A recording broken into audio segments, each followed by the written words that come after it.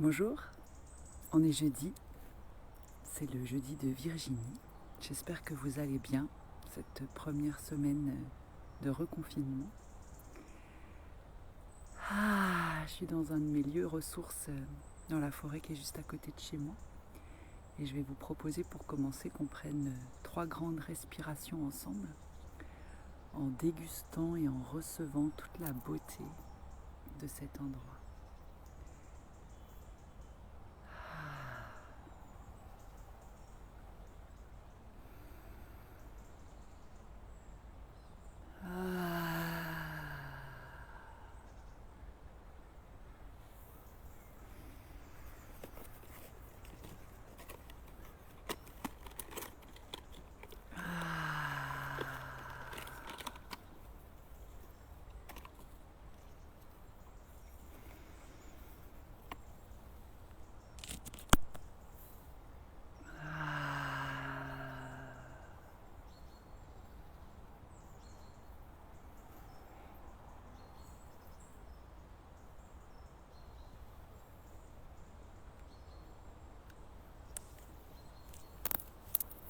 J'espère que vous allez le mieux possible et que vous arrivez à trouver des espaces ressources pour vous.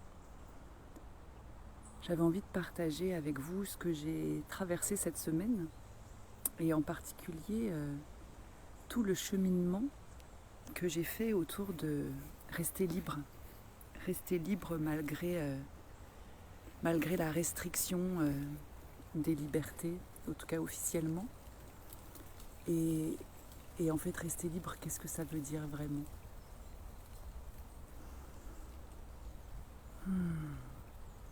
Cette semaine, j'avais prévu de m'offrir une semaine créative au soleil. Samedi, j'avais un billet pour partir pour les Canaries, pour passer une semaine au soleil et créer, me ressourcer, me déposer, prendre le temps d'écrire tout ce que j'ai envie de mettre au monde et puis de faire quelques petites vidéos, puisque j'avais déjà dans l'idée de mettre au monde un accompagnement en ligne qui est né hier et qui s'appelle Ressources. Et l'idée de faire mes vidéos plutôt dans un lieu au soleil et de m'offrir une semaine complète de ressourcement créatif m'avait appelée. Et puis mercredi soir, on a été confinés à nouveau et je me suis donc retrouvée face à cette situation où tout était prévu pour que je parte une semaine au soleil. C'était quelque chose qui était vraiment dans ma ligne de mire comme mon moment ressource de l'automne. Le mois de novembre est toujours compliqué pour moi. Et d'un seul coup, j'avais plus le droit. J'avais plus le droit de partir. Et ça a été un petit peu la goutte d'eau qui a fait déborder mon vase de patience dans une année vraiment compliquée où je peux ressentir beaucoup de colère et de révolte et d'incompréhension par rapport à toutes les décisions qui sont prises, par rapport aux conditions insensées dans lesquelles on nous demande de vivre au quotidien, dans les réglementations complètement hallucinantes pour nos enfants. Enfin bref, c'était un petit peu la goutte d'eau de dire ah non, ils vont quand même pas me prendre aussi mes vacances, quoi. C'était vraiment le coup de bambou sur la tête. Et donc pendant 2 jours, tout le jeudi et tout le vendredi, j'ai été avec ça. Est-ce que je pars, est-ce que je pars pas ? Qu'est-ce que je fais ? Comment je digère cette nouvelle aussi ? Je pense qu'on a été nombreux à prendre ça un petit peu comme un gros coup sur la tête et on a été traversé par beaucoup d'émotions. Et en tout cas, ce qui était intéressant, c'est que le jeudi et le vendredi, j'ai vraiment pu observer tout le processus de comment je peux donner mon pouvoir complètement à l'extérieur de moi, comment je peux me faire croire que je ne suis plus libre et que c'est plus moi qui décide, et comment c'est le chemin pour retrouver ma liberté. Et merci Saba pour l'échange qu'on a eu, parce que c'est parce qu'à ce moment-là, on a eu cette conversation que j'ai pu choisir à nouveau. Donc en fait, je vais vous expliquer ce qui s'est passé. Tout d'abord, il y a eu une grande révolte et un non gigantesque à ce reconfinement. Et et le côté adolescente, révoltée, passionnariat en moi qui s'est réveillée, qui a dit moi je m'en fiche, je pars. Je pars et ça m'est égal et ce sera un acte militant, un acte résistant et ce sera ma façon de dire fuck, je m'en vais et c'est comme ça. Et puis il y avait la partie de moi qui avait peur et qui se disait ok, je pense que très clairement je pense que j'aurais pu prendre mon avion et revenir sans être inquiétée plus que ça. Mais il y avait cette peur de mais qu'est-ce qui se passe si je me fais contrôler et si j'ai une amende, et qu'est-ce qui se passe si je reste coincée là-bas, qu'ils annulent les vols et que je ne peux pas rentrer. Enfin, toutes les peurs d'enfermement et toutes les peurs viscérales. Qu'est-ce qui se passe si je ne peux pas être là pour mes enfants alors qu'il se passe quelque chose. Voilà, beaucoup de peurs autour de la difficulté de pouvoir revenir ou d'être coincée quelque part, et la peur d'être punie. Alors là, c'est la petite fille, dans son rapport à l'autorité, qui avait cette peur terrible d'être punie et d'être jetée en prison parce que, mon Dieu, elle osait partir au soleil. Et puis, il y avait également la prise en compte du fait que je me sentais un peu abasourdie et un peu sidérée, et que le projet que j'avais de partir pour une semaine créative, pour aller marcher, me baigner dans la mer, rédiger mon offre, je me sentais plus dans l'énergie. Je me sentais plutôt... l'image qui m'est venue, c'est un peu comme quand vous êtes invité à une super fête et vous vous faites larguer 2 jours avant. Donc il y a une super fête qui est prévue, mais vous n'êtes pas forcément dans les meilleures conditions pour profiter de la fête. Donc j'avais un peu cette sensation-là. Il y a une super fête qui m'attend, mais je viens de me faire larguer. Et en fait, c'était intéressant parce que toutes ces émotions me traversaient et étaient présentes. Et tout le bavardage qui commentait, jugeait et essayait de faire du sens à toutes ces émotions se rajoutait. Et donc se rajoutaient les jugements que je pouvais porter sur moi. Donc je pouvais me juger inconsciente de partir, ou je pouvais me juger pleutre de ne pas y aller, ou je pouvais me juger peureuse d'avoir peur de me faire attraper et de payer une amende, ou je pouvais me dire oui mais Virginie, quand même c'est à toi de montrer l'exemple, il faut te révolter, il faut faire quelque chose, il faut que tu poses un acte fort. Ou je pouvais me juger une petite nature qui, alors qu'elle s'offre une super semaine, ne part pas. Mais c'est quoi là? Pourquoi tu te sens abattue? Pourquoi tu te sens figée? Quand même, t'es femme médecine, tu devrais plus traverser toutes ces choses-là. Tu devrais avoir toutes les ressources en toi. Enfin, toutes les conversations de l'ego étaient là. Elles s'en donnaient à cœur joie. C'était assez intéressant à observer et extrêmement inconfortable. Et j'ai bien vu que je ne savais plus en fait, je ne savais plus quoi faire, je ne savais plus quoi penser, je ne savais plus ce que je voulais, avec cette forme d'urgence que samedi, il y a ton avion qui décolle, et si tu veux annuler, il faut le faire 24 heures avant pour être remboursé, et sinon il faut que tu te décides et que tu mettes en place des stratégies, quoi. Et puis j'ai eu cet échange avec Saba, qui m'a rappelé qu'en fait, j'étais libre. J'étais libre, je pouvais choisir de faire ma valise, je pouvais me projeter, je pouvais pendant 5 minutes réfléchir à qu'est-ce que ce serait de rester, et les 5 minutes suivantes me demander comment ce serait d'annuler, et que j'avais même le choix d'aller jusqu'à la salle d'embarquement à l'aéroport et changer de choix au dernier moment. Et que, quelles que soient les circonstances extérieures en fait, je reste libre à l'intérieur, je reste libre de choisir ce qui est bon pour moi et ce que je veux. Et là, il y a une forme de détente qui est arrivée. Et je me suis rendu compte qu'en fait, la liberté, vraiment pour moi, la liberté, c'est d'être dans l'instant présent et d'accepter de reconnaître là où j'en suis, de reconnaître ce que je ressens, de reconnaître ce qui est là pour moi, de reconnaître mon état émotionnel, de reconnaître que j'ai peur, que j'ai honte d'avoir peur, que je suis en colère, que j'arrive pas à gérer ma colère, et juste de me laisser traverser par tout ça et de faire vraiment un travail de discernement par rapport à qui parle. Est-ce que je parle depuis mon mental, depuis mes jugements, depuis le « il faudrait »,« tu devrais »,« ce serait mieux », toutes ces injonctions qui jugerais la personne que je suis à partir des actes que je pose comme une définition. Voilà, en partant, je suis une rebelle, en restant, je suis pleutre. Ou bien, en partant, je suis inconsciente, en restant, je suis responsable. Voilà, de voir comment mon mental voudrait me faire croire que les actes que je vais poser vont me mettre dans une case et me limiter dans une identité. Et puis discerner aussi combien, si je suis mon émotion, qui change toutes les 5 minutes, je ne peux plus prendre de décisions éclairées puisque j'imagine que vous avez sûrement déjà été dans des situations comme ça où vous n'êtes pas sûr de la bonne chose à faire et où les situations changent au dernier moment et il faut prendre une décision rapide. C'est pas dans mon émotion que je vais avoir la réponse, puisque ça change toutes les 5 minutes et qu'en général, j'ai des émotions un petit peu contradictoires. Et donc cet espace de liberté, le seul qu'il me reste dans ce moment-là, c'est l'espace où je vais pouvoir m'asseoir avec moi-même, avec toutes ces parties-là de moi, et les laisser parler, jusqu'à ce qu'elles aient dit tout ce qu'elles avaient à dire, que ça se tait un petit peu, que ça se calme un peu, et que je peux revenir dans mon centre et là vraiment sentir de quoi j'ai besoin là tout de suite.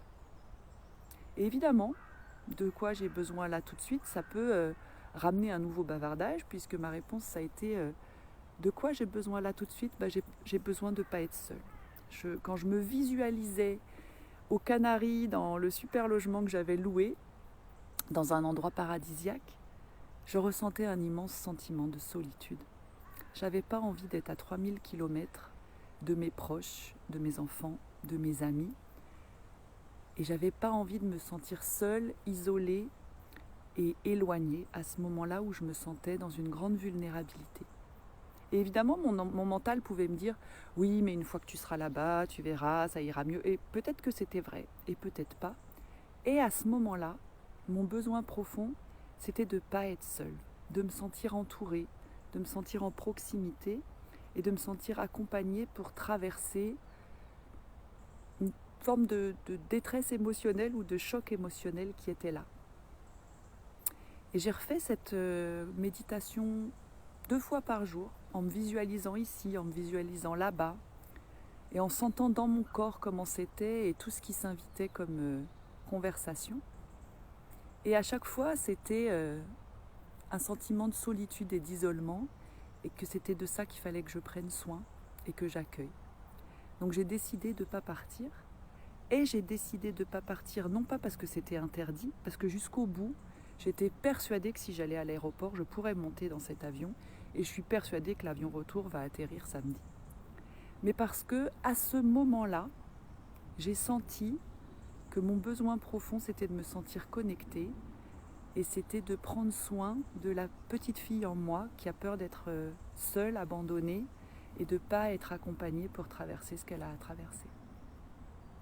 Et de fait, le samedi, je suis allée voir des amis, même si c'était interdit, parce que j'avais pas envie d'être seule, j'avais besoin de soutien, de câlin, d'être avec des proches à l'instant où j'aurais dû monter dans l'avion pour ancrer ma décision et me montrer que je restais libre de vivre ce que je voulais dans cette situation-là.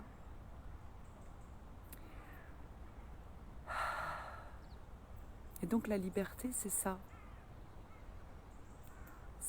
Pour moi, la liberté, c'est de se dire dans l'instant présent, où est-ce que je suis, de quoi j'ai besoin, comment je peux prendre soin de moi et ne pas me mentir, et voir toutes les réactions que les circonstances extérieures peuvent agiter en moi, voir toutes les parties de moi qui parlent, qui hurlent, qui pleurent, qui se cachent, et faire un espace pour accueillir tout ça, et d'instant en instant, être libre d'accueillir ça et d'en prendre soin, sans se juger.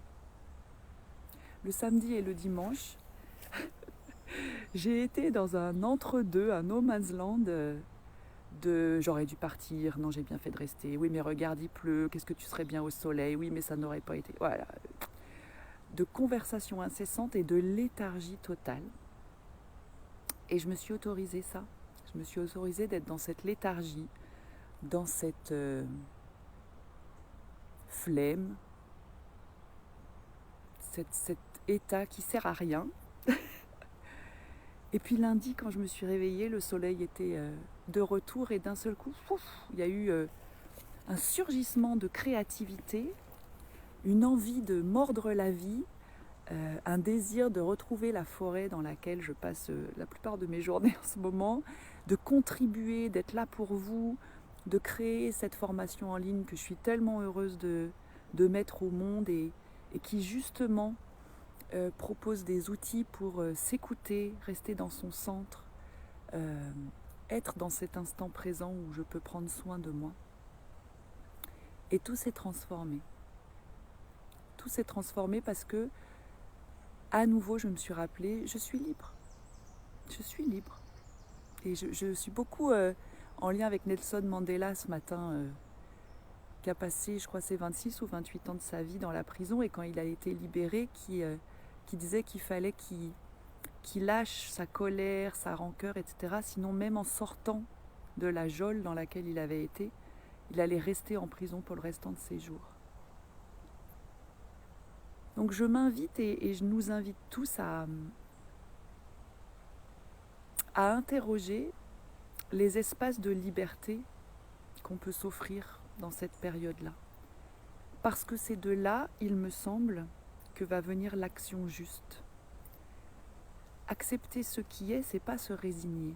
S'offrir la liberté intérieure, prendre le temps de s'écouter, prendre le temps d'être dans ses émotions, dans son blabla intérieur, prendre le temps d'être doux avec soi-même, plein de compassion, plein de patience et d'amour, c'est pas se résigner. C'est aller puiser au profond de nous ce qui est vrai, ce qui est juste, et trouver son centre. Parce que quand je suis centrée, quand je me sens libre, quand je sais qu'en fait j'ai le choix, j'agis libre et en conscience, et je fais ce qui est juste. Et en ce qui me concerne, ce qui est venu très clairement, c'est que j'ai été militante pendant des années. Au moins une vingtaine d'années de ma vie, j'ai été une militante très engagée dans l'action. Et que ce qui m'est demandé aujourd'hui, en tout cas ce qui me semble juste aujourd'hui, c'est d'être plutôt un soutien. Je suis dans ma maturité de femme, je suis dans le plein essor de mon art de femme médecine, et la meilleure chose que je peux vous offrir, c'est vous transmettre tout ce que j'ai appris pour garder votre centre, pour vous écouter, pour pas vous laisser mener par le bout du nez de votre mental, pour pas vous laisser écrasé par vos émotions, pour garder ce centre, cette écoute de vous-même, votre liberté, prendre votre place, faire ce qui est juste. Et on a chacun une place à prendre, on a chacun une contribution à faire. Et je pense que cette contribution, si elle part de cet espace d'écoute de soi et de liberté, alors elle sera juste, alors elle sera soutenue, alors elle sera multipliée, parce que on a chacun notre part à faire et il n'y a pas de petite contribution. Donc je vous souhaite vraiment de trouver des espaces chaque jour pour vous connecter avec cet espace de liberté en vous, pour vous autoriser à prendre le temps, à y aller tranquillement, lentement s'il le faut, en tout cas avec douceur, avec beaucoup d'amour pour vous-même, à offrir le soutien que vous pouvez, à recevoir le soutien dont vous avez besoin, et à vous rappeler, on est libre, vous êtes libre, je suis libre. On n'est peut-être pas libre de faire dans la matière tout ce que l'on souhaite, quoique. Mais on est libre à l'intérieur, et plus je fais grandir ce sentiment de liberté en moi, plus je peux agir librement. Moi, je ne porte pas de masque, je me déplace sans autorisation, parce que je sens qu'il y a cette liberté en moi. Et le dernier confinement, c'était le même cas, je n'ai jamais été contrôlée. Je pense que quand je me sens libre, il y a comme une bulle de protection autour de moi qui fait que ça va aller. Donc je vous souhaite vraiment d'explorer cet espace de liberté, de la goûter et de voir comment comment on peut faire grandir l'être libre en nous dans nos actions du quotidien. Si vous avez besoin de soutien, je vous invite à aller explorer le groupe ressources que j'ai créé et l'accompagnement en ligne ressources qui justement est essentiellement axé autour de ça, comment je peux, avec les 4 éléments, me reconnecter à ma nature profonde, me reconnecter à qui je suis et vraiment trouver mon centre, trouver ma liberté intérieure et poser les actes justes. Ce sera ouvert lundi, mais ça commence quand vous voulez, vous pouvez vous inscrire quand vous voulez dans les mois à venir pour être accompagné et tous les jours vous recevez un petit message avec une méditation, une vidéo, une playlist pour garder le centre, garder l'ancrage et rester libre. Je vous embrasse, prenez bien soin de vous et puis à très bientôt pour de nouveaux partages.